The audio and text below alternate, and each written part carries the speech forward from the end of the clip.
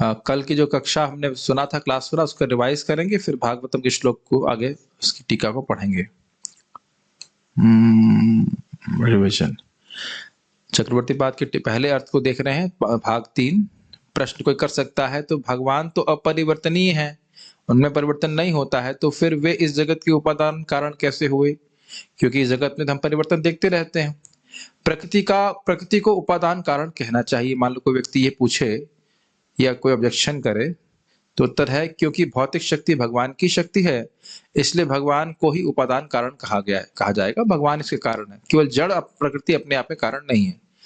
और उदाहरण से समझाया गया था कि पारस मणि के उदाहरण से समझाया गया है, जो अनेक वस्तुओं से स्पर्श करती है और लोहे को सोने में परिवर्तित कर देती है, लेकिन स्वयं परिवर्तित नहीं होती है। ऐसे ही भगवान अपनी संकल्प शक्ति से प्रधान में क्षोभ उत्पन्न करते हैं। प्रधान मतलब रजगुण, तमोगुण, सत्वगुण की साम्य अवस्था, जिसमें कुछ सृष्टि नहीं होती है, क्षोभ उत्पन्न करते हैं, लेकिन भगवान में कोई परिवर्तन नहीं आता, संकल्प मात्र से वो कर देते हैं। दूसरा पॉइंट, जड़ वस्तुओं में सृजन कार्य शक्ति नहीं होती है, वस्तुओं को कोई जीवित व्यक्ति बनाता है। जड़ वस्तु इस जगत का कारण नहीं हो सकती। समझ में आ रहा है? Matter can not be cause of this world. कर्म तो जड़ वस्तु है, कर्म के फल का निर्धारण एक सचेतन व्यक्ति करता है। ये सब प्रकृति के पीछे भगवान है जो सर्वज्ञ है। समझ में आ रहा है बात? जो हम कर्म कर रहे हैं उसका फल देने वाला कोई व्यक्ति है, केवल कर्म ही अपने आप में कर्म हमें कोई फल नहीं दे सकता है। इस जन्म में आपने दान किया है तो उसका मतलब अगले जन्म में कौन व्यवस्था करेगा कि आपको बहुत पैसा मिले? भगवान व्यवस्था करेंगे। अपने आप में वो कर्म शक्ति नहीं है कि वह आपको कोई कुछ आगे जाकर के कुछ करा दे। और ये बहुत बड़ी बात है कि मीमांसक ऐसा बोलते हैं, कर्म करो, ईश्वर की क्या जरूरत है? कर्म करो, अच्छे कर्म करोगे अच्छा फल मिलेगा, भोग प्राप्त करोगे, आनंद लोगे। लेकिन ऐसा नहीं है। कर्म अपने आप में जड़ हैं, कर्म हमें कुछ नहीं दे सकते हैं। कर्म के सिद्धांत को, नियम को बनाने वाले भगवान हैं, जो उन कर्मों के अनुसार व्यक्ति को सुख या दुख की प्राप्ति कराते हैं। वॉल्यूम इंक्रीज करना है। कोई बोल रहे हैं? Voice is low. Okay, 1 second. Hare Krishna, Hari Hari, Hare Krishna. Voice is okay? मैंने तो कुछ किया ही नहीं। ये मंदिर में होता है, पता है? साउंड अगर कोई तेज हो, कोई बोले साउंड बहुत कम है, तो आप चले जाइए और थोड़ा सा घुमा दीजिए। हाँ ठीक है, घुमाइए नहीं, खाली वहां पे जाकर खड़े हो जाइए, कुछ कर दीजिए। अभी ठीक है? तो हाँ अभी ठीक है। हाँ, कुछ भी करने की जरूरत नहीं, हल्का सा ऐसे ऐसे कर दीजिए। हाँ ठीक है, आप ठीक है। कभी कभी थोड़ा सा आपको ये भी हो सकता है कि आप ईयरफोन से सुनेंगे तो ठीक से सुनाई पड़ेगा। मैंने सेटिंग में कुछ चेंज नहीं किया, ठीक है, सब कुछ ठीक है। ओके। खुद की इच्छा से भगवान सृष्टि करते हैं, ये बात भी बोली गई थी। भगवान से कोई प्रार्थना करने नहीं गया था। भगवान हमारे, एक्चुअली कई होना चाहिए, टाइपिंग एरर हो गई, हमारे कई जन्मों से हमारी प्रतीक्षा कर रहे हैं कि हम उनकी ओर उन्मुख हों, उनकी तरफ देखें। और हमारे सारे दुखों का कारण केवल यही है कि हम भगवान से विमुख हैं। ठीक है, कृष्ण कृपा देने के लिए स्वतंत्र हैं, स्वराट शब्द की व्याख्या की जा रही थी। उतावले भी हैं, कृपा देना भी चाहते हैं। हमें केवल सेवा करने के लिए उतावला होना चाहिए। सेवा, आप इधर से आप सेवा करेंगे तो कृष्ण उधर से कृपा करते ही। उनका नाम है अच्युत, अर्थात अपने भक्तों पे अपने भक्तों पे कृपा करने से वे कभी चूकते नहीं है। जीव का ज्ञान न्यूनतम है और भगवान सर्वज्ञ है। जीव कुछ नहीं जानता है कि जगत सृष्टि कैसे हो रही, क्या हो रहा है। अर्थज्ञता की बात हो रही है। अर्थ मतलब जगत की सृष्टि के संबंध में जो कार्य हो रहे हैं, जगत कार्य हो रहे हैं, उसके संबंध में केवल भगवान ही सर्वज्ञ, और कोई कुछ नहीं जानता। और जो कुछ जानता भी है वह भगवान पे निर्भर होकर ही जानता है। जितना भगवान जनवाते हैं वही उतना जान पाता है। तेन ब्रह्म हृदयादि कवि मोहयंती तो सूर्य। उस संबंध में भी ब्रह्मा जी को वो भगवान पे ही आश्रित रहकर वो ज्ञान प्राप्त करना पड़ा, अपने से स्वतंत्र नहीं थे। ठीक है, शास्त्रों में भगवान के गुणों का, लक्षणों का वर्णन है, शास्त्र प्रमाण है। बहुत इंपॉर्टेंट बात है। ये भी हमने टीका में पढ़ा था कि शास्त्र ऐसा नहीं है कि भगवान अनिर्वचनीय है, ब्रह्म अनिर्वचनीय, को वचन से बोल नहीं सकते, वर्णन नहीं कर सकते, ऐसा नहीं है। शास्त्र में उनके गुणों का वर्णन है। और यहाँ पे हम भागवत में सुन ही रहे हैं, पहले श्लोक में भगवान के तटस्थ और स्वरूप लक्षणों का वर्णन सुन रहे हैं। तो कैसे कह सकते हो कि भगवान का वर्णन नहीं है? बिल्कुल है। जगत की सृष्टि करने वाला एक सचेतन व्यक्ति है, ये तो समझ गए, नॉन कॉन्शियस ऑब्जेक्ट नहीं है। ये प्रभुपाद की लाइन इंग्लिश में रखी गई है, absolute is sentient, thou hast proved, impersonal calamity thou hast removed। Srila Prabhupada wrote in glorification of Srila Bhakti Siddhanta Saraswati Thakur ji. तो इससे हमें समझ में आता है कि आचार्यों का मुख्य उद्देश्य क्या है, इस निर्विशेषवाद और मायावाद का खंडन करना। Krishna is conscious, if we become conscious of this then we become Krishna conscious. ये समझ में आया था? कृष्णा इज कॉन्शियस, कृष्ण एक केवल फिलोसफिकल कंसेप्ट मात्र नहीं, वो व्यक्ति हैं। हम हर कार्य के लिए उन पर निर्भर हैं। मच्चित्तः सर्व दुर्गाणी, अपने चित्त को हम उनमें लगाना चाहिए और उनकी कृपा से हम पार हो जाएंगे। तो जब हम समझेंगे कृष्ण एक व्यक्ति हैं, तो उनसे व्यक्ति के रूप में डील करेंगे, उनके सुख विधान के बारे में बात करेंगे, कृष्ण किस प्रकार से मुझसे सुखी हो सकते हैं। ये सब बातें होंगी तभी तो हम कृष्ण भावना भावित होंगे। मेरी बात समझ में आ रहा होगा? और नहीं तो प्राय हम क्या सोचते हैं, कोई ईश्वर नहीं है, ये ईश्वर है तो निराकार है, मैं कुछ भी करूंगा क्या फर्क पड़ता है। ये कृष्ण अनकॉन्शियस की बात होती है। एक जगह वक्त बता रहे थे कि प्रभुपाद व्यक्ति को बोले, do not be Krishna unconscious. इसका अर्थ समझे? Do not be Krishna unconscious. Krishna, हम कोई कार्य कर रहे हैं, कुछ बोल रहे हैं, कुछ सोच रहे हैं, कुछ भी सोचिए, उसके दो ही परिणाम हैं, या तो कृष्ण प्रसन्न होंगे या कृष्ण प्रसन्न नहीं होंगे। तो कृष्ण अनकॉन्शियस मतलब हम बोल रहे हैं, सोच रहे हैं, कह रहे हैं और ये भी विचार नहीं कर रहे क्या से कृष्ण प्रसन्न होंगे। That is called Krishna unconscious. काफी इंटरेस्टिंग बात है। भगवान स्वराट हैं, वे सब कुछ अपने आध्यात्मिक स्वरूप से ही नियंत्रित करते हैं, संकल्प मात्र से करते। तो सब समझ में आ गया होगा। भगवान के लिए कोई कार्य करनी नहीं है, मतलब ऐसा नहीं है कि अब उनको अपनी इंद्रियां हिलाने की जरूरत पड़ेगी कोई कार्य करने के लिए। वो इच्छा मात्र सब कुछ कर सकते हैं, उनकी कोई भी इंद्रिय कोई भी कार्य कर सकती है। भगवान सूंघ कर, केवल देख कर भी खा सकते हैं, ये तब जानते ही हो। अंगानी यस्य सकलेंद्रिय वृत्ति मानती, उनकी कोई भी इंद्रिय किसी भी इंद्रिय की वृत्ति को धारण कर सकती है। उनकी विविध शक्तियां हैं। भगवान का ज्ञान स्वाभाविक है। स्वाभाविक मतलब समझ रहे हैं, हम लोगों को यहाँ पे ज्ञान के लिए किसी पे आश्रित होना पड़ता है, ट्यूशन पढ़नी पड़ती है, लेकिन भगवान को देखने मात्र से ज्ञान हो जाता है किसी वस्तु का। वो पहले देखने मात्र से क्या ज्ञान होता है, उन्हें पहले से ज्ञान है ही। ठीक है, वैसे ये भी बोला गया आचार्यों के द्वारा, देख के समझ जाते हैं क्या है। भगवान भक्त को उसकी वर्तमान स्थिति में नहीं देखते। ये बहुत महत्वपूर्ण चर्चा करी थी। वो जानते हैं कि आज अगर भक्ति कर रहा है तो आगे कैसा हो जाएगा, उसके अनुसार उससे आदान प्रदान करते हैं। सोचिए, अगर ध्रुव महाराज के बारे में उनकी मां सुरुचि को पता होता कि भगवान का दर्शन कर लेंगे आज से 4 महीने बाद, 6 महीने लगा था कि 4 महीने लगा, 6 मंथ्स, मुझे लग रहा है 4 मंथ्स, 6 मंथ्स था। ठीक है, तो जो भी रहा हो, तो 6 महीने बाद ये व्यक्ति भगवान का दर्शन कर लेगा, तो क्या उस तरह से बर्ताव करती जैसे उन्होंने किया। लेकिन ये बात भी है कि जब अगर ऐसा बर्ताव नहीं करती तो उनको भगवान के दर्शन की उत्कट लालसा भी नहीं होती, तो एक तरह से निमित्त ही बनी उनमें। लेकिन ये सब बातें हैं, हम कौन जाने कौन कितना बड़ा भक्त बन जाएगा। किसी कर्म को करने से भक्ति प्राप्त नहीं होती, भक्ति करने से ही भक्ति प्राप्त होती है। ये बहुत इंपॉर्टेंट पॉइंट हमने कल सीखा था। दुनिया का कोई भी कार्य कर लीजिए, अगर हम भगवान का नाम जप नहीं करेंगे तो नाम जप करने में रुचि थोड़ी ना होगी। भागवत क्लास में नहीं आने से भागवत क्लास में रुचि नहीं होने लग जाती है। कोई कहेगा हमें क्लास समझ में नहीं आ रही है, तो नहीं आने से समझ में आने लग जाएगी? नहीं आने से तो और नहीं समझ में आएगी ना। ये बात समझ में आ रही है? क्लास नहीं सुनेंगे तो क्लास समझ में नहीं आएगी। आने से कुछ तो लगेगा कि हाँ कुछ समझ में आ रहा है, कुछ नहीं आ रहा, कुछ पॉइंट छूटेंगे। और ये रिवीजन बहुत अच्छा है। बहुत सारे पॉइंट्स हम जो चर्चा करते हैं रिवीजन से बहुत ब्रशअप हो जाता है।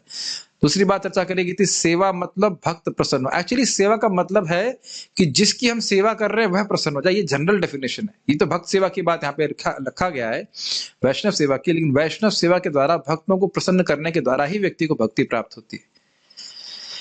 जो ज्ञान ब्रह्मा जी के मुख से प्रकट हुआ वह उनके हृदय में भगवान ने प्रकट कराया था। ये टीका में बताया गया था। ब्रह्मा जी को भी अपना हृदय तपस्या के द्वारा शुद्ध करना पड़ा, तभी भगवान का हृदय में दर्शन हुआ। ये नहीं भगवान ने कहा कि पहले लड़का है मैं एग्जेम्प्ट कर देता हूं, उसे तपस्या नहीं करनी पड़ेगी। हर व्यक्ति को व्यक्तिगत रूप से तपस्या करनी पड़ेगी। अपनी इंद्रियों के द्वारा भगवान की सेवा होगी। जब इंद्रियां शुद्ध होंगी तब भगवान का अनुभव प्राप्त होगा। Everybody has to earn his own realisation. समझ गए? अच्छा, इसमें एक और बड़े सुंदर बात दीपक ने बताई थी, रिस्पॉन्सिबिलिटी गिव्स रियलाइजेशन। ये बहुत अच्छी बात थी। मैं आज सुबह भी बोलने वाला था लेकिन मैं भूल नहीं गया, दूसरा बात बोल गया। अगर हम अपने साधना की, सेवा की और संग का दायित्व लेते हैं, तभी भगवान के द्वारा हमें साक्षात्कार रूपी उपहार प्राप्त होगा। अब मैं इसको रिपीट करूंगा, साधना कैसे कर रहे हैं, सेवा कैसे कर रहे हैं, संग कैसे कर रहे हैं, इसका दायित्व जो हम स्वयं लेते हैं तब भगवान की कृपा से कृपा प्राप्त होती है और उपहार के रूप में हमें अनुभव प्राप्त होते हैं। जैसे इस क्लास में आने का दायित्व हर व्यक्ति का खुद का है, रस्सी से बांध के तो नहीं ला सकते, ला सकते हैं क्या? नहीं।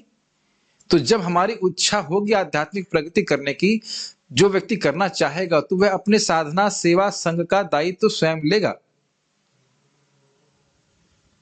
जैसे मैंने देखा कि एक दिन मैं 2 दिन रात में 11:30 बजे सोया और सुबह मुझे 4 बजे भी उठने में बहुत कठिनाई हुई और उसके बाद जब भी थोड़ी दिक्कत आई तो स्वाभाविक रूप से मैंने क्या सोचा, ऐसे चलते रहने देना चाहिए, जल्दी सोना चाहिए। यस, जल्दी सोना चाहिए, क्योंकि इतने बड़े हम सिद्ध व्यक्ति नहीं हैं, तो बड़े क्या थोड़े से भी नहीं है कि 11:30 बजे सोए और 4 बजे उठें और उसके बाद फिर हमारा माला भी अच्छा हो जाए और मंगल आरती के लिए भी लेट ना हो।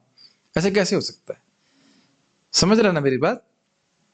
ये मैं आप किसी पे आक्षेप नहीं कर रहा, मैं अपना ही उदाहरण बता रहा हूं कि अगर अपनी गलती आदमी करता है तो फिर व्यक्ति को, जो थोड़ा भी सजग व्यक्ति, समझ जाएगा कि नहीं मेरा भजन यहाँ पे डिस्टर्ब हो रहा है। Make sense? भाई एक दिन भी हम नहीं खाना खाएं तो दिक्कत होती है कि नहीं? एकादशी तो बहुत लोगों को अच्छी नहीं लगती होगी, तो एक दिन हम जप नहीं करें, एक दिन हम कैसे? मुझे तो कभी कभी सपना आता है कि मैं 8 बजे उठाऊं, सुबह ही, हमारा 3:30-4 बजे ही सपना आता है कि मैं देर में उठाऊं और जैसे माला पकड़ाऊं कोई आके डिस्टर्ब कर रहा है, तो वो मेरे लिए सबसे बड़ा दुस्वप्न है, बहुत खराब सपना है।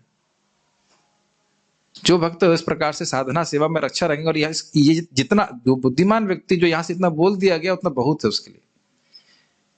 अब ये नहीं कि कोई व्यक्ति उसको बार बार उठाए, मैं स्पेशली ब्रह्मचारियों के लिए बोल रहा हूँ, जो अन्यथा सुन रहे हैं उनके लिए भी अपना बुद्धि लगा लेनी चाहिए, कैसे हम साधना अच्छे से कर सके, कैसे हम सुबह उठ सकें। कोई व्यक्ति नहीं कहेगा कि सुबह उठ के माला करने से खराब लगता है, स्पेशली जो साधना करते हैं उसको कोई नहीं बोलेगा कि ब्रह्म मुहूर्त में उठ के जब करना हमको बहुत खराब लगता है, सब जानते हैं। और थोड़ी सी तपस्या कर ले, थोड़ा सा उठ के स्नान कर लीजिए तो फिर तो फ्रेश लगता है। तो मैं खाली बात तपस्या के लिए कर रहा था कि अगर हम तपस्या करके अपने हृदय को शुद्ध वाकई करना चाहते हैं तो उसका हम दायित्व लेंगे। अगर हृदय में भगवान नहीं दिख रहे हैं तो अभी तो ये हृदय गंदा है, इसे निरुत्साहित नहीं होना चाहिए। जैसे हमारी कढ़ाई अगर चमक नहीं रही है तो क्या है, घिसना है और घिसने की जरूरत है। रोने से तो ऐसा रोने लगा रहे मेरी कढ़ाई कितनी गंदी है, मैं तो किसी काम का नहीं, मैं तो कढ़ाई गंदी है, तो रोने से तो काम बनेगा नहीं, परिश्रम करना पड़ेगा, भक्ति करने से ही शुद्ध होएगा। और उसके बाद एक वस्तु के बदले में कोई और वस्तु दिखती है तो उसे विनिमय या विपर्य कहते हैं। क्या शब्द, उर्दू का क्या शब्द था? तब्दीली। तब्दीली मीन्स कन्वर्जन होता है, एक्चुअली तब्दील होने का मतलब होता है कन्वर्जन, इसीलिए वो शब्द यहाँ पे नहीं लगेगा। विनिमय मतलब उसके बदले में वस्तु दिख रही है, जैसे वैसे मैंने एग्जांपल दिया था कि बोरे के बदले में बंदर दिख रहा है, तो अब अगर तब्दील शब्द इस्तेमाल करेंगे तो गलत हो जाएगा। बंदर हो नहीं गया है, वो आपको केवल दिख रहा है।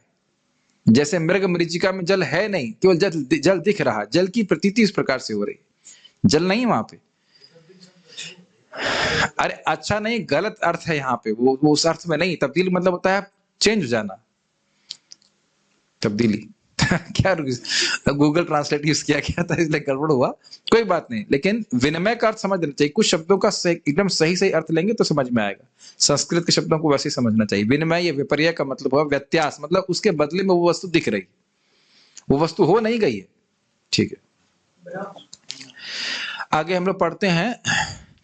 बात यहाँ पे समाप्त हो रही थी, या थीम ये चल रही थी कि भगवान का वपु पूरी तरह से चिन्मय है, लेकिन माया के प्रभाव से जो माया से प्रभावित हैं उनको ये भौतिक लगता है, ये बात हो रही थी। अब उसको खंडन करने के लिए बहुत सारे यहाँ पे वो दिए जाएंगे, उद्धरण शास्त्र से वो दे रहे हैं। गोपाल तापानी उपनिषद श्लोक पेज नंबर 59 दिख रहा है आप लोगों को? गोपाल तापानी उपनिषद कहता है तमेकम गोविंदम, क्या हो गया, नहीं मिला? ओ, मैं जल्दी बोलने के चक्कर में श्लोक बोलना ही भूल गया आज। मैं I was just carried away. श्लोक सबको याद ही होगा। ओम नमो भगवते वासुदेवाय जन्मादस्य यतोऽन्वयादितरतश्चार्थेष्वभिज्ञः स्वराट् तेने ब्रह्म हृदयादि कवये मुह्यन्ति यत् सूरयः तेजो वारिमृदां यथा विनिमयो यत्र त्रिसर्गो मृषा धाम्ना स्वेन सदा निरस्तकुहकं सत्यं परं धीमहि। ओके, शुरू करते हैं। हम लोग अभी कहां पे हैं श्लोक में? तेजो वारी मृदाम, ये गलत लिखा है यहाँ, तेजो मृदाम यथा विनिमयो, गलत है। ये सब पलट गया इसमें, इसको नहीं दिखाता हूं अभी। तेजो वारी मृदाम यथा विनिमयो यत्र त्रिसर्गो मृषा। तो जिस प्रकार से जल में स्थल की प्रतीति होती है, स्थल में जल की प्रतीति होती है, या जल में अग्नि की प्रतीति होती है, उस प्रकार से भगवान का स्वरूप कैसा है? चिन्मय है।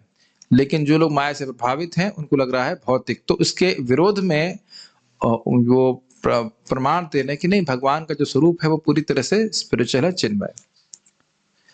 तमेकम गोविंदम, यहाँ पे गोपाल तापानी उपनिषद से कहते हैं, तमेकम गोविंदम सच्चिदानंद विग्रहम वृंदावन सुर भूरु तलासीनम।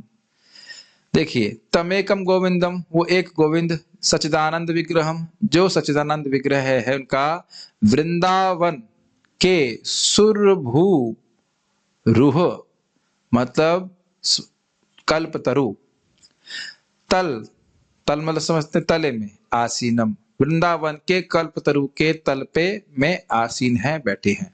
तो ये उपनिषद ही बता रहा है कि भगवान कृष्ण कैसे हैं?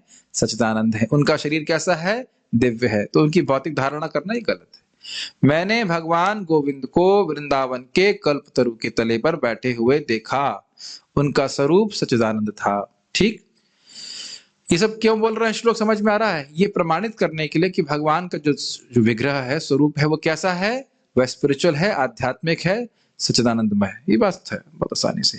मेरा कर्तव्य केवल यही है कि मैं टीका की व्याख्या कर रहा हूँ, बहुत व्याख्या नहीं कर रहा हूँ। यहाँ बता दे रहा हूँ कि ऐसा है, आप फिर समझ लीजिएगा, उसको दोबारा से पढ़ भी सकते हैं। राम तापनी उपनिषद कहता है, अर्ध मात्रात्मको रामो ब्रह्म नंदैक विग्रह। राम यह अर्ध मात्रात्मक है और आध्यात्मिक आनंद रूप है। तो यहाँ पे भी वही बात हो रही है। हम राम का अर्थ राम ले सकते हैं, बलराम ले सकते हैं, और कृष्ण भी ले सकते हैं। कृष्ण मतलब यहाँ पे राम का अर्थ हो जाएगा राधिका रमण राम। तो राम का कोई भी अर्थ लें, उसका अर्थ यही है कि वो है सच्चिदानंद रूप है। नृसिंह तापनी उपनिषद कहता है, ऋतम सत्यम परम ब्रह्म पुरुषम नृकेशरी विग्रहम। भगवान नरसिंह पर ब्रह्म है और उनका स्वरूप सत्य और ज्ञानमय है। ये सारे श्लोकों का कंटेक्स्ट समझ में आ रहा है? कंटेक्स्ट को मतलब हिंदी में क्या कहेंगे इसको? प्रसंग समझ में आ रहा है आपको? किस प्रसंग में बोल रहे हैं कि भगवान का स्वरूप आध्यात्मिक है, इसके लिए वह अलग अलग शास्त्रों से प्रमाण दे रहे हैं। हिंदी समझ में आ रही है? The form of the Lord is completely spiritual, and that has been explained by giving different references from the Shastras. That is the whole point. ध्यान बिंदु उपनिषद कहता है, निर्दोष पूर्ण गुण विग्रह आत्मतंत्रो निश्चेतनात्मक शरीर गुणश्च हीनः आनंद मात्र कर पाद मुखोदरादिच। निर्दोष पूर्ण गुण विग्रह आत्मतंत्रो, भगवान का गुण, भगवान का विग्रह कैसा है? निर्दोष पूर्ण गुण, ऐसे गुण जिसमें कोई दोष नहीं है। हिंदी जैसे है, समझ में आ रहा है? He is a form with qualities which have no bad qualities. ऐसा करके बोले। आत्मतंत्र मतलब स्वतंत्र, स्वराट। निश्चेतनात्मक शरीर गुणश्च हीना, वह एक चीज से हीन है, और वो क्या है? निश्चेतनात्मक शरीर। हमारा शरीर में चेतना है या नहीं है? गीता भी समझ में नहीं आई। शरीर में चेतना है? हमारे शरीर निश्चेतनात्मक हैं, जड़ शरीर हैं। तो वहां क्या बोल रहे हैं? भगवान का शरीर, भगवान जड़ शरीर के गुण से हीन है। दो बात बोल रहे हैं, एक कि उनका विग्रह, उनका स्वरूप, भगवान का स्वरूप पूर्ण गुणों से युक्त है जिसमें कोई दोष नहीं है। दूसरा, वह स्वतंत्र हैं, और दूसरी और व्यतिरेक में बोल रहे हैं, अपोजिट में बोल रहे हैं कि जो उनका जो शरीर है वह निश्चेत शरीर, जड़ शरीर से हीन विग्रह है, यानी कि उनके विग्रह में केवल स्पिरिचुअल मैटर है, ऐसे नहीं बोलना चाहिए मैटर, लेकिन स्पिरिचुअल सब्सटेंस है, आध्यात्मिक वस्तु ही है। जैसे आप समझ सकते हो सूर्य में अग्नि के अलावा क्या है, कुछ भी नहीं, अग्निमय ही शरीर है उनका। विवस्वान का शरीर कैसा है, तेजोमय है ना, उसी प्रकार से। और सूर्य का प्रकाश कहां से आ रहा है, कहीं से भी नहीं, स्वयं से तेज उत्पन्न हो रहा है। और उसके बाद तो आसान है, आनंद मात्र कर पाद मुखोदर आदि, उनके कर मतलब हाथ, पाद मतलब चरण, मुख मतलब मुख, और उदर मतलब पेट आदि, यानी भगवान के जितने भी अंग हैं वो कैसे हैं, आनंद मात्र सच्चिदानंद। तो एक ही बात को अलग अलग उपनिषद से बता रहे हैं। कभी कभी लोग पुराण की बात नहीं मानते, ऐसे कुछ महात्मा होते हैं तो उपनिषद की बात मानते हैं, तो हम तो उपनिषद को मानेंगे। तो उपनिषद के देखिए श्लोक लिखे हैं, आप स्पष्ट रूप से बता रहे हैं कि कृष्ण भगवान पूरी तरह से सच्चिदानंदमय है। भगवान का विग्रह है निर्दोष पूर्ण गुण से युक्त और स्वतंत्र है, वे निश्चेतनात्मक शरीर के गुणों से हीन हैं, उनके हाथ मुख उदर आदि आनंद मात्र है। ठीक है, एक और श्लोक ब्रह्मांड पुराण से, नंद वृज जनानंदी सच्चिदानंद विग्रह, कृष्ण का स्वरूप सच्चिदानंद है और व्रज के लोगों को आनंद देने वाला है। तो बहुत स्पष्ट है। सर्वे नित्यः शाश्वतश्च देहस्तस्य परात्मनः, हानोपदान रहिता नैव प्रकृति जाह क्वचित, भगवान के सभी देह शाश्वत अपरिवर्तनशील और दोष रहित होते हैं। महावराह पुराण। एक ही बात को अलग अलग जगह से कोट किया जा रहा है, इसमें व्याख्या की आवश्यकता है नहीं। इसको श्रीमद् भागवतम से भी समझा जा सकता है। अस्यापि देव वपुषो मदनुग्रहस्य, स्वेच्छामयस्य न तु भूतमयस्य कोऽपि, नेषे महित्ववसितं मनसान्तरेण, साक्षात् तवेव किमुतात्म सुखानुभूतेः। ये ब्रह्मा जी दशम स्कंद में 14वें अध्याय में वह प्रार्थना कर रहे हैं, भगवान कृष्ण से, बाल कृष्ण, छोटे कृष्ण से प्रार्थना कर रहे हैं। जब ब्रह्म विमोह लीला हो जाती है और उसके बाद वह भगवान के सारे विष्णु स्वरूप में भगवान को देखते हैं कि सारे बछड़े और जितने ग्वाल बाल थे वो सब विष्णु स्वरूप हैं। तो ब्रह्मा जी मोहित हो जाते हैं और उसके बाद वह भगवान को प्रार्थना अर्पित करते। तो उन्हीं का एक श्लोक है, हे प्रभु, न तो मैं न ही अन्य कोई आपके इस दिव्य शरीर के सामर्थ्य का अनुमान लगा सकता है जिसने मुझ पर इतनी कृपा दिखाई है। कृपा किस रूप से दिखाई थी, भगवान बाल कृष्ण हैं लेकिन दिखा रहे हैं किस प्रकार से इनके सारे बछड़े, सारे इनके जितने ग्वाल बाल थे, यहाँ तक कि छड़ी भी विष्णु स्वरूप थे। ये लीला आप लोगों को पता होगी, नहीं पता है तो कृष्ण को कम से कम 12, 13, 14 चैप्टर पढ़ेंगे तो समझ में आ जाएगा। तो अद्भुत ब्रह्मा जी जो है चकित हो गए थे इस बात को देख करके। आपका शरीर आप लोगों को चकित नहीं लग रहा है, लेकिन मान लीजिए एक क्षण के लिए भगवान ये दिखाए कि माइक भी विष्णु है, तब आपको लग रहा है ये माइक है, ये टेबल है, ये हारमोनियम, ये लैपटॉप है, और अकस्मात ये पूरा दृश्य बदल जाए और सभी भगवान के विष्णु स्वरूप दिखने लग जाए तो चकित नहीं हो जाएंगे आप?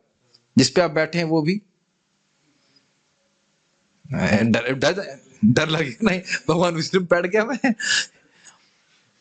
तो भगवान को भेजे, देख समझी बात, जब भगवान के बछड़ों को और ग्वाल बालों को भगवान ब्रह्मा जी चुरा लिए तो उनके पास जो इंडिविजुअल बांसुरियां थी, सबकी बांसुरियां सब कुछ अलग थे ना, बांसुरी था और वो भैंस के सींग की वो लोग बिगुल बजाते थे, तो सबके अलग अलग डिजाइन के थे, तो वह भी तो चोरी हो गए। नहीं समझ में आ रही बात?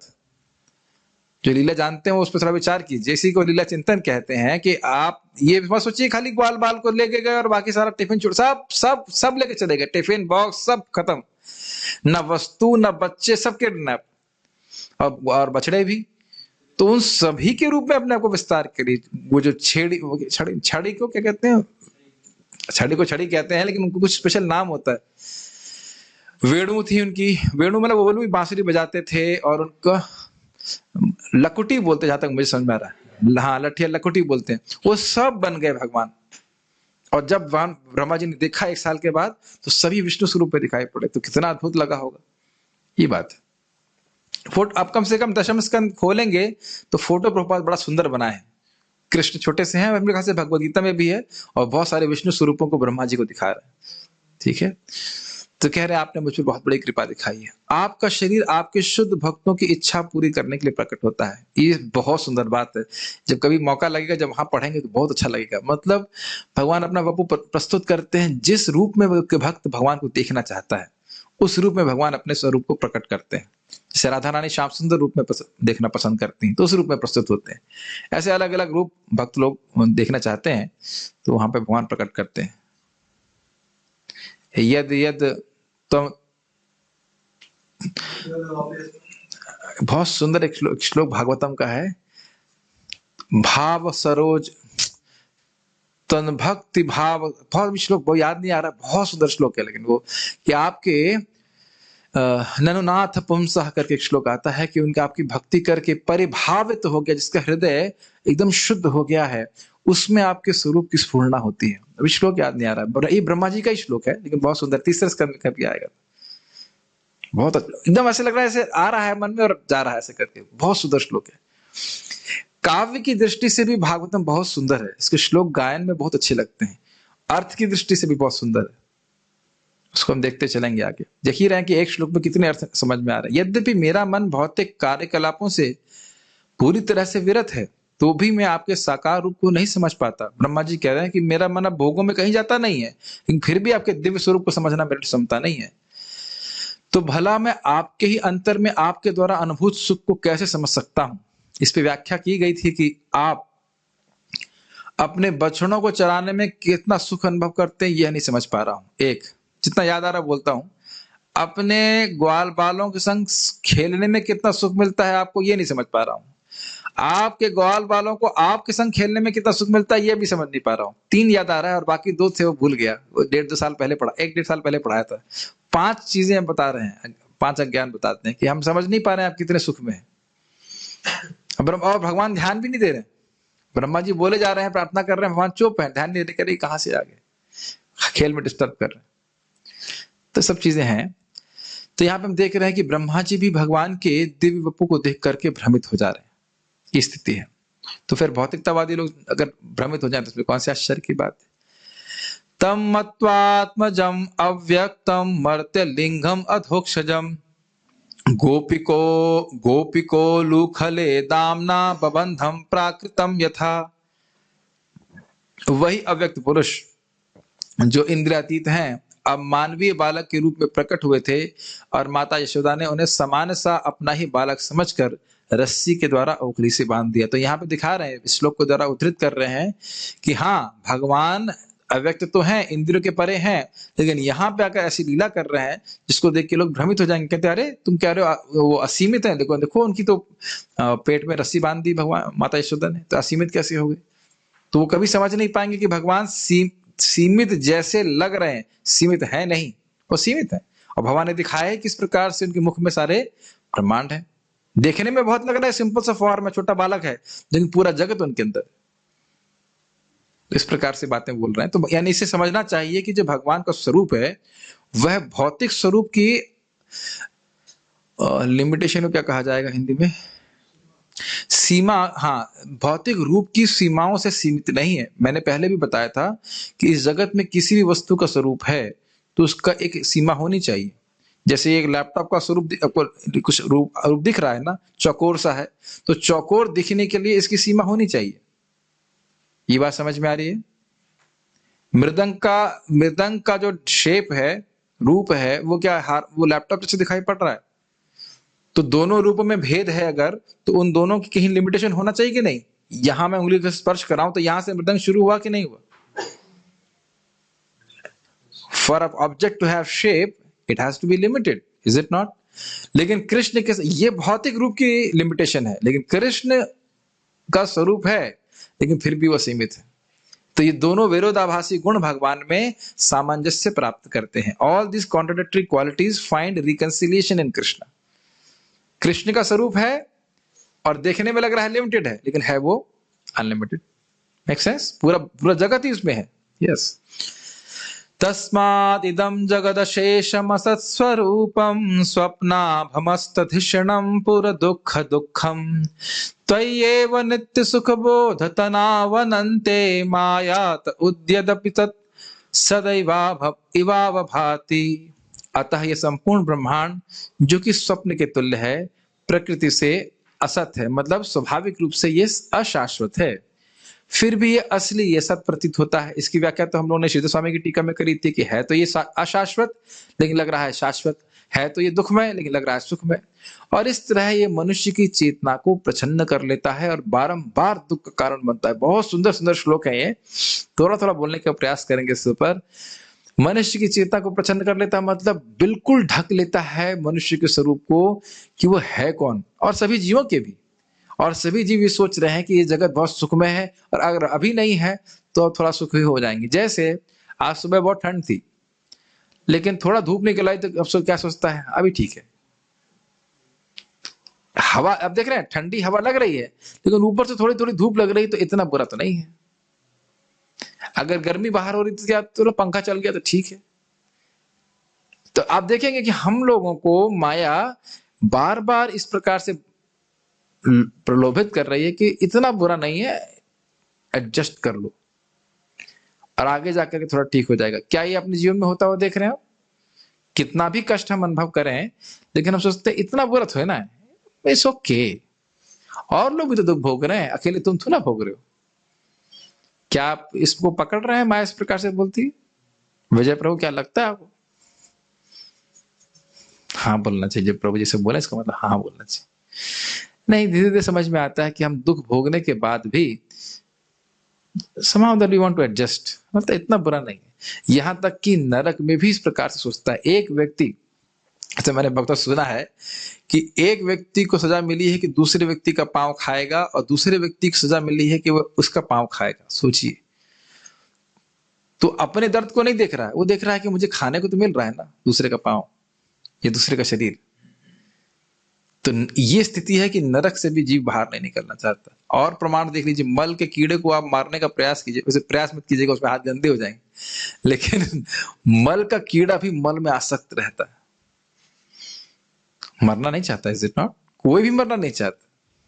महाराज बता रहे थे कि एक बार एक बुढ़िया थी, बिहार में होंगी, बार बार बोलती थी मैं मरना चाहती हूँ पर परेशान हो गया, मरना चाहती हूँ मरना चाहती हूँ। तो महाराज बोलते ऐसा करते हैं तुमको करंट का तार पकड़ा देते हैं, मर जाओ। नहीं, ऐसे थोड़ा मरूंगी। तो कोई नहीं मरना चाहता है, कोई नहीं मरना चाहता है, अपने इस खराब शरीर से आसक्त होना चाहता है। मैं किसी को ये नहीं बोल रहा कि मरने की इच्छा करनी चाहिए या मर जाओ, ऐसा नहीं बोल रहे हैं। लेकिन हम सब लोग इस बात से कन्विंस्ड हैं कि अगर आज सुखी नहीं तो किसी ना किसी प्रकार से एडजस्ट करके इस जगत में जरूर सुखी हो जाए। ये चेतना को प्रछन्न करने वाली बात है। और भगवान के धाम में कितना सुख है उससे हम पूरी तरह से अनभिज्ञ हैं, कुछ भी नहीं जानते, है कि नहीं? इसीलिए शास्त्र सुनने की जरूरत है। और बारंबार दुख का कारण बनता है। व्यक्ति को पता है नहीं, ऐसे कार्य करता है जिसे दोबारा शरीर प्राप्त हो जाए। ये तो आप समझ रहे हैं, भक्त होने के नाते आप समझते हो कि कौन से कार्यों से आपको शरीर मिलेगा, कौन से कार्यों से शरीर नहीं मिलेगा। अगर आपके पास फल है और फल को भगवान को अर्पित नहीं किया, खाया, तो क्या होगा? अगला शरीर का निर्माण हो जाएगा। भगवान का प्रसाद खाएंगे तो क्या होगा? हम मुक्त होंगे। तो ये ज्ञान भक्तों को तो है लेकिन सामान्य जनता को है बिल्कुल भी नहीं है। तो यही बोल रहे हैं, बारंबार दुख का कारण मिलता है। ये शरीर दुख का कारण है।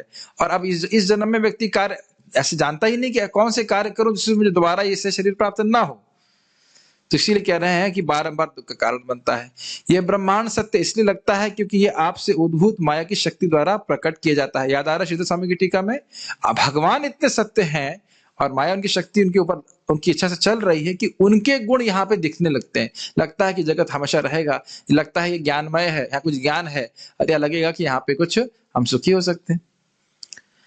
जिनके असंख्य दिव्य रूप शाश्वत सुख तथा ज्ञान से पूर्ण है। जिनके मतलब भगवान के। तो यहाँ पे भी ये प्रमाणित किया गया कि भगवान का स्वरूप जो है वह है शाश्वत है। आप अगर मूल बात पकड़ें, प्रश्न ये उठा था कि आपने कहा धीमहि, आप ध्यान करते हो, ध्यान करेंगे तो उस वस्तु का तो रूप होगा, और रूप होगा तो मतलब भौतिक होगा। तो उसी बात का खंडन करने के लिए सारे श्लोक दिए जा रहे हैं ना। भगवान का जब हम ध्यान कर रहे हैं तो समझना होगा कि भगवान का रूप कैसा है, दिव्य है, सच्चिदानंदमय है, आध्यात्मिक है। और इसीलिए उसको प्रभाव से जब भक्त लोग ध्यान करते हैं, स्मरण करते हैं, तो उनको सुख मिलता है इसमें। क्लियर? यस। तावत् प्रसन्न भगवान पुक्षराक्षाकृते युगे दर्शयामास तं शतः शाब्दं ब्रह्म तद्वपुः। तब सतयुग में कमल नयन पूर्ण पुरुषोत्तम भगवान ने प्रसन्न होकर कर्दम मुनि को अपने दिव्य रूप का दर्शन कराया, जिसे वेदों के माध्यम से ही जाना जा सकता है। श्रीमद् भागवतम 3.21.8। ये क्या घटना है? ये कर्दम मुनि नाम के महान ऋषि हुए ने 10,000 साल तक, जहां तक मुझे स्मरण आ रहा है, तपस्या करी और तब भगवान प्रसन्न होकर के अपने स्वरूप को वहां उनके सामने प्रकट किए। तो वहां पे भी यही बात हुई। एक और बात ध्यान देनी होगी, केवल तपस्या से प्रकट होगा ऐसी बात नहीं है। भगवान उनकी तपस्या से प्रसन्न हुए और प्रसन्न होकर के उनके हृदय में छाए कि ये भक्त मुझको देखे, मेरे दिव्य स्वरूप को देखे, तब अपने आप को उसे प्रकट किए। हम किसी भी तपस्या से, किसी भी साधन से भगवान को बाध्य नहीं कर सकते, क्योंकि वो कैसे हैं? स्वराट हैं। लेकिन जब हम तपस्या करते हैं, मेहनत करते हैं, तो भगवान के हृदय द्रवित हो जाता है, इतनी मेहनत कर रहा है, इसको, इसकी तपस्या का फल देना चाहिए। क्या फल है? भगवान के दिव्य स्वरूप का दर्शन करना। समझ रहे हैं बात? तो यहाँ पे भी ये श्लोक क्या स्थापित करता है? भगवान विष्णु का, कृष्ण का स्वरूप दिव्य है। एक और श्लोक बोल रहे हैं, सत्य सत्य ज्ञानात ज्ञानानंतानंद मात्रैक रसमूर्तेः अस्पृष्ट भूरि महात्म्य अपि ही उपनिषद दृशाम। वे समस्त विष्णु मूर्तियां शाश्वत असीम स्वरूपों वाली, ज्ञान तथा आनंद से पूर्ण एवं काल के प्रभाव से परे थे। उपनिषदों के अध्ययन में रथ ज्ञानी जन भी उनकी महती महिमा को स्पर्श तक नहीं कर सकते थे। ये क्या वर्णन हो रहा है? जब ब्रह्मा जी 1 साल के बाद लौटते हैं, समझते हैं कि अरे मैंने कृष्ण पे अपनी माया चलाने का प्रयास किया, गलत है, तब वो इस बात को देखते हैं कि भगवान कृष्ण के जितने ग्वाल बाल, जैसे मैंने व्याख्या किया अभी, ग्वाल बाल हैं, बछड़े, वो सब विष्णु स्वरूप है। तो उनके बारे में वर्णन करने की, जो विष्णु स्वरूप देखे वह भी माया की सृष्टि नहीं थे, अपितु सच्चिदानंद है, माया के ईश्वर के रूप में वो प्रस्तुत थे। इससे कृष्ण की महिमा भी समझ में आती है। उन सभी विष्णु स्वरूपों के स्रोत कौन है? कृष्ण। मुझे लगता है इतना मुश्किल तो नहीं हो रहा होगा, समझ में आ रहा होगा। देखिए, अब कुछ चीजें इसलिए समझ में नहीं आ रही कि दशम स्कंद की कोटेशन है, तो आचार्यगण मान रहे हैं कि जो व्यक्ति इस टीका को पढ़ रहा है वो दशम स्कंद भी दिखा रहा है। समझ रहे हैं मेरी बात? इसलिए कुछ चीजें इसमें ऐसे इस प्रकार से आ रही हैं। अब वो कह रहे हैं कि अरे भाई, भगवान की बात छोड़ दो, भगवान के भक्तों का भी स्वरूप जो होते हैं वे दिव्य होते हैं। तो भगवान की बात क्या कर रहे हो? यहां तक कि श्वेतदीप और वैकुंठ में भी भक्तों के रूप होते हैं। समझ में आई बात? फ्लो समझ में आ रहा है? मुझे लगता है टीका कोई मुश्किल नहीं है, फ्लो समझ में आ रहा होगा कि अरे भगवान का शरीर दिव्य है, उसमें क्या कहना, भगवान के भक्तों का शरीर भी दिव्य होता है, इसके प्रमाण देंगे। यह रूप भौतिक नहीं होते हैं, क्योंकि वहां अतीन्द्रिय शब्द का उपयोग हुआ है। अतीन्द्रिय मतलब सुपर इंद्रिय। नारायणीय का कथन है, इसको कोट कर रहे हैं, अनिंद्रिया अनाहारा अनिष्पन्ना सुगंधिना एकांतिनस्ते पुरुषः श्वेत दीप निवासिनः। श्वेत दीप के निवासी भगवान के एकांतिक भक्त होते हैं और उनके शरीर सुगंधित होते हैं, भौतिक इंद्रियों के परे होते हैं, भौतिक भोजन की आवश्यकता से रहित होते हैं और भौतिक विकारों से रहित होते हैं। भौतिक विकार आप जानते हो ना, जन्म, वृद्धि, स्थिति, क्षय और नाश, मृत्यु। तो इस प्रकार से हम यहाँ से इस श्लोक से क्या सीख रहे हैं कि भगवान के जो नित्य पार्षद होते हैं उनका शरीर भी आध्यात्मिक होता है। ये बात महाभारत से सीख रहे हैं। जब भगवान के पार्षदों का शरीर आध्यात्मिक है तो उनके स्वामी का शरीर भौतिक कैसे हो सकता है? सिंपल सी बात है। आप देख सकते हैं कि टीकाएं बहुत मुश्किल नहीं है, एक पॉइंट को क्लियर कर रहे हैं कि भगवान के भक्तों को भी दिव्य शरीर प्राप्त होता है, चिन्मय शरीर, और भगवान को तो होता ही, इसमें कोई बात ही नहीं, शाश्वत रूप से इस प्रकार से। देहिंद्रियासु हीना नाम वैकुंठः पुरवासी नाम देह संबंध संबद्धम एतद आख्यात्मर्हसि। वैकुंठ वासियों के शरीर पूर्णतः आध्यात्मिक होते हैं, उनको भौतिक शरीर से, इंद्रियों या प्राण से कुछ लेना देना नहीं रहता। मतलब जो चीज भगवान पे घटित होगी वो उन पे ही होगी। जो देह और देही का विभेद नहीं होता है भगवान में, उसी प्रकार से भगवान के पार्षदों में भी ऐसा भेद नहीं होता। वहां भी आपको सोचना नहीं पड़ेगा, अच्छा जैसे यहाँ परमात्मा है, ये मेरा सूक्ष्म शरीर है, स्थूल शरीर है, तो ऐसा वहीं पे होगा। कभी कभी हम ये भी सोचते हैं कि हम भगवान के धाम में जाएंगे, किस रूप में, जैसे अभी दिखते हैं।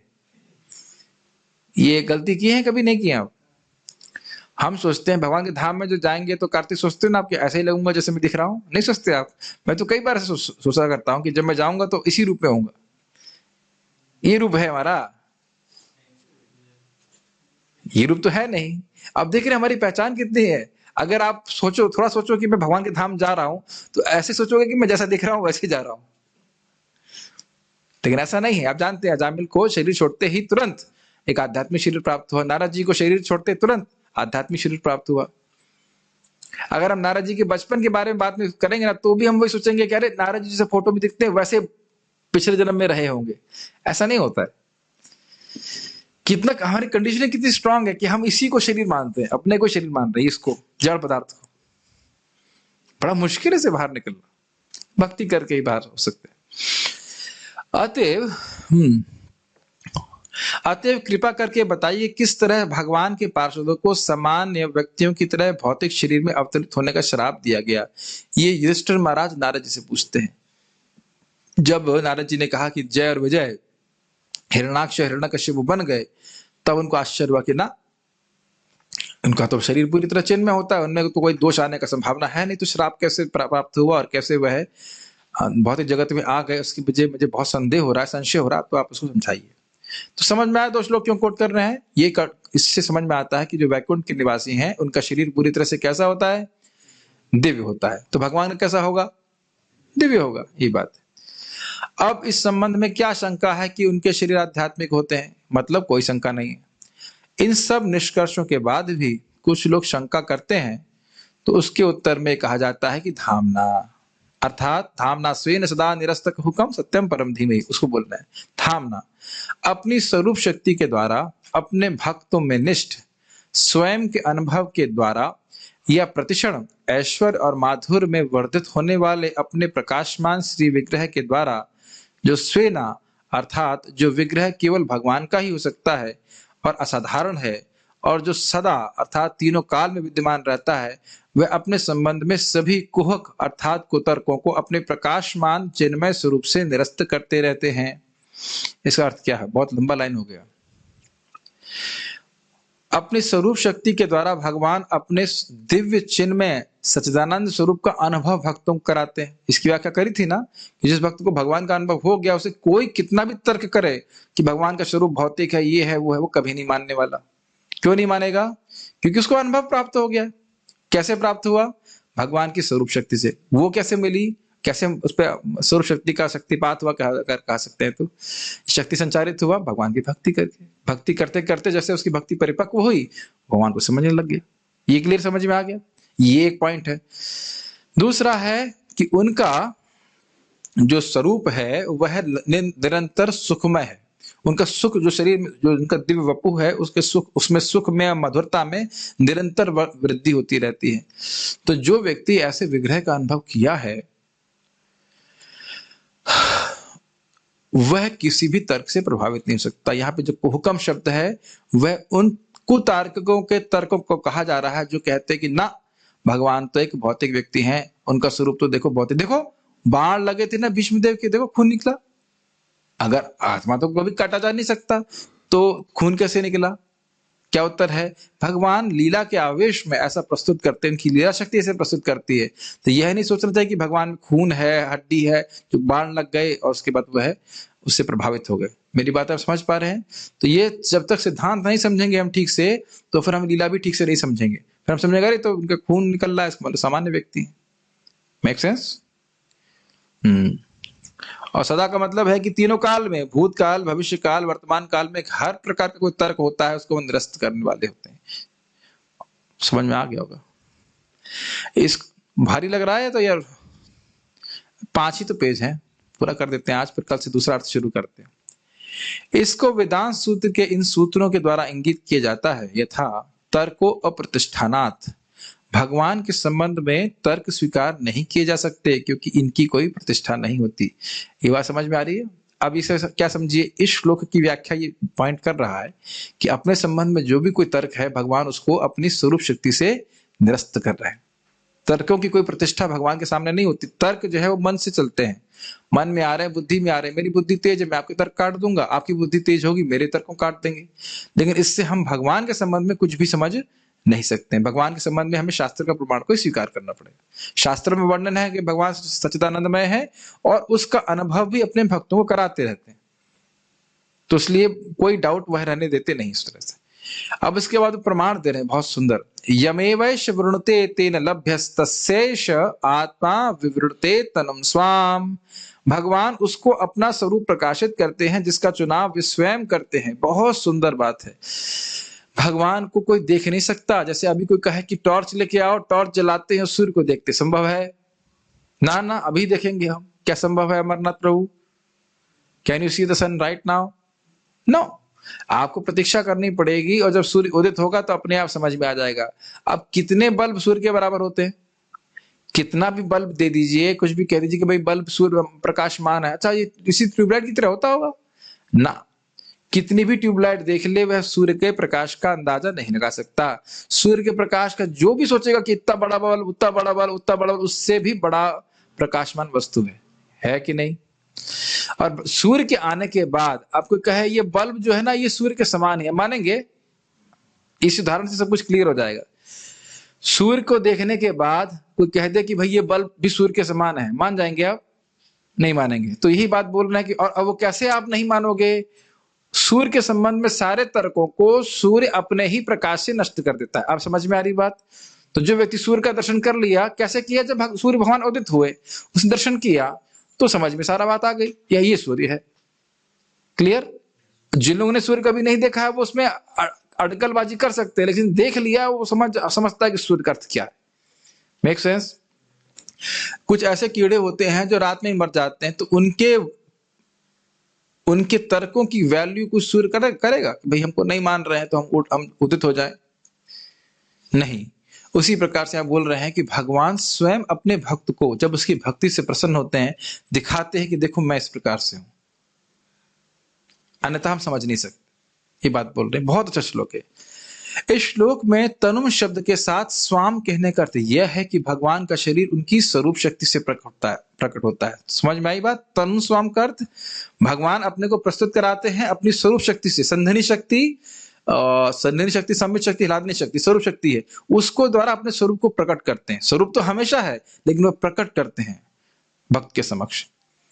और ये भी हो सकता है कि भक्त देख रहा है और कोई देख ना पा रहा हो भगवान को। संतः सदैव हृदयेषु विलोकयन्ति, जिनके हृदय में प्रेम होता है भगवान के प्रति, भगवान को देख पाते हैं, बाकी कोई नहीं देख पाता। सब बातें समझ में आ रहा हो, मुश्किल चीज नहीं है।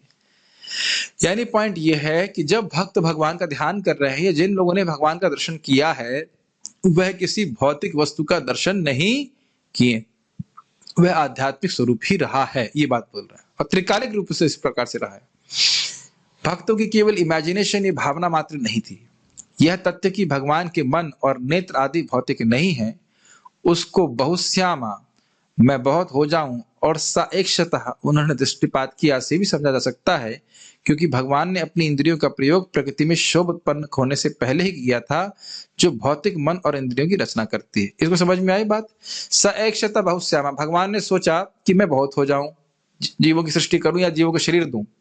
यह साएक्षतः उन्होंने देखा और जगत की रचना हो गई। तो अब देखा का मतलब क्या होता है? आंखें। अच्छा, उन्होंने आंखें से देखा और उसके बाद सृष्टि हुई, और सृष्टि के बाद सारे रूपों का सृजन हुआ, जिसमें लोगों की आंखें हैं, सब कुछ है। तो मतलब उनकी आंखें जो सृष्टि के पहले थी, वह सृष्टि के तत्वों से तो नहीं बनी है। क्या ये लॉजिक समझ पा रहे हैं? इस जगत की सृष्टि हुई तो इस जगत की हर वस्तु प्रधान से बनी है कि नहीं? ये बात समझ में आती है अशोक आपको? प्रधान से, महतत्व से बनी है, गुणों से बनी है, समझ में आ रही? अब जब ये सृष्टि हुई ही नहीं, और यहाँ पे श्लोक आ रहा है कि भगवान ने देखा, तो मतलब देखता कैसे आदमी? आंखों से देखता है। तो आंखों से देख रहा है, तो मतलब जब और सृष्टि इधर हुई नहीं है, तो मतलब समझ लेना चाहिए यहाँ से कि भगवान की जो दिव्य आंखें हैं वो दिव्य हैं, वह महतत्व की सृष्टि नहीं। क्या इतना लॉजिक भी नहीं समझ पा रहे हैं? अभी बोल दिया जाता है कि अगर थोड़ा दिमाग लगाओ तो 50,000 रुपये मिल जाएगा। अच्छा, क्या लॉजिक है जरा बताइए प्रभु जी, क्या लॉजिक समझना है हमको? और यहाँ क्लास में आएंगे, बस 8 बज रहा है, बस 8:10 और 8:15 पे प्रभु जी पारायण करा देंगे और उसका सब रुक जाएगा। लॉजिक को घर में थोड़ा छोड़ के आया जाता है। थोड़ा लॉजिक है, लेकिन शास्त्र के आधार पर। इससे क्या प्रमाणित हो रहा है कि भगवान श्री कृष्ण का वपु कैसा है? दिव्य। ठीक। साथ ही यह श्लोक की परास्त शक्तिर विविधैव श्रूयते स्वाभाविकी ज्ञान बल क्रियाचा, यह इंगित करता है कि भगवान का ज्ञान, बल और कर्म उनके अपने स्वभाव से उत्पन्न होते हैं, ना कि भौतिक प्रकृति से। ये भी बहुत सुंदर बात है। भगवान की इच्छा से जो भगवान लीला करना चाहते हैं, क्रीड़ा करना चाहते हैं, उसके अनुसार वो कर्म करते हैं। अगर वो मान लीजिए कहीं दौड़ रहे हैं या कहीं भी कुछ भी कार्य कर रहे हैं, तो वह माया से प्रभावित होकर नहीं कर रहे हैं। जैसे हमें खाना खाना पड़ता है, ऐसा नहीं कि हमारी लीला है कि हम खाना खा रहे हैं। और खाना खाने के बाद जो कार्य करना पड़ता है वह भी हमारी लीला नहीं है। बाथरूम जाना हमारी लीला बिल्कुल नहीं है, लीला हमारी ये बाध्यता है। हम नहीं कह सकते मेरी इच्छा है मैं इस लीला को संपादित नहीं करूंगा। नहीं, नहीं, ये लीला तो करनी पड़ेगी आपको। तो जब करनी पड़ेगी बात आ जाएगी तो वह लीला नहीं होती। लीला मतलब अपनी इच्छा से, स्वेच्छा से, आनंद के लिए होती करता है। ऐसे ऐसे ऐसे तर्क भी करते हैं कि जीव सुअर बन गया उसकी लीला है। और लोग अद्भुत बात है, अद्भुत बुद्धू हैं, तो स्वीकार भी कर लेता है कि जीव सुअर के शरीर में है और उसकी लीला चल रही। अजीब लीला है इनकी। तब वो एक बात बोल रहे हैं कि अचिंत्य खलु ये भावा नताम तर्केण युज्यते प्रकृतिभ्य परम यच्च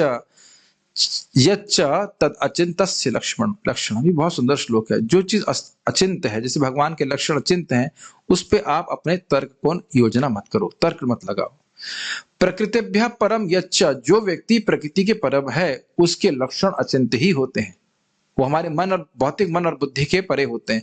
उसको शास्त्र के आधार पे स्वीकार करना पड़ेगा। भले तुमको लग रहा है भी भौतिक है, लेकिन है वो आध्यात्मिक। भले तुम्हें राम नाम कृष्ण नाम लग रहा है भौतिक नाम है, लेकिन शास्त्र के आधार पर स्वीकार करो कि यह आध्यात्मिक है।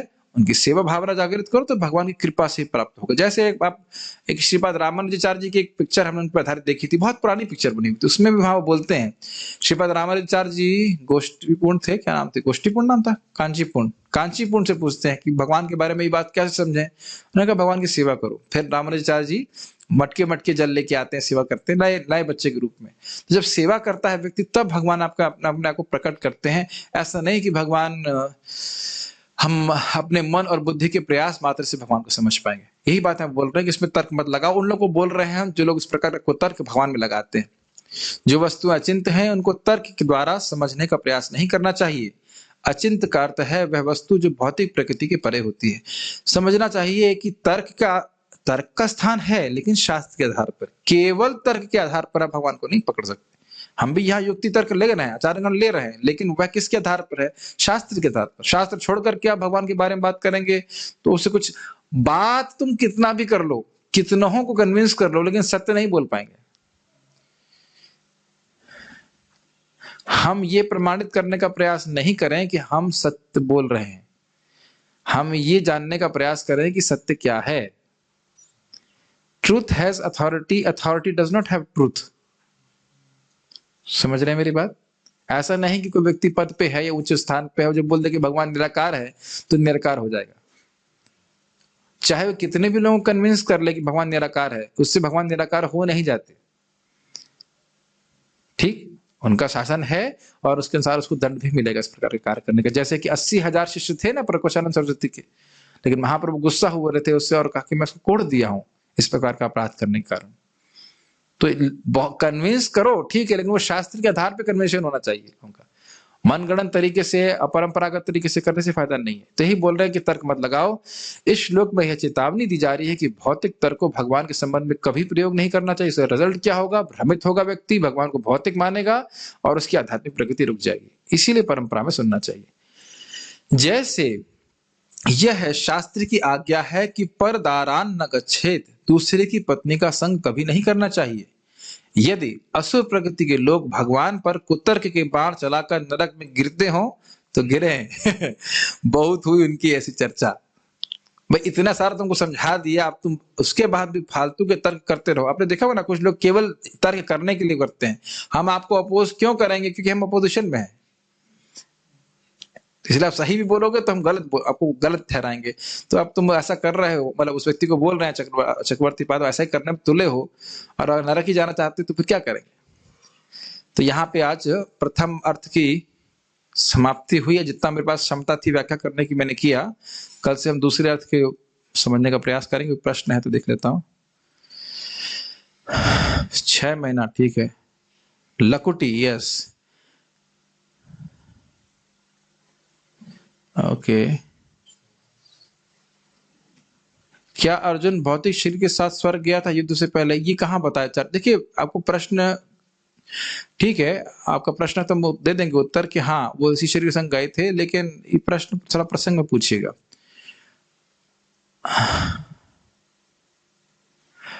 प्रभु जी कह रहे हैं कि क्या आपको अनम्यूट किया मतलब किया जा सकता है? कि आप लिख करके प्रश्न करते तो अच्छा रहता। अनम्यूट में सब लोग को सुनाई पड़ेगा कि नहीं मुझे पता नहीं। So okay then we shall stop here. Shrimad Bhagavatam की जय, श्रील प्रभुपाद की जय।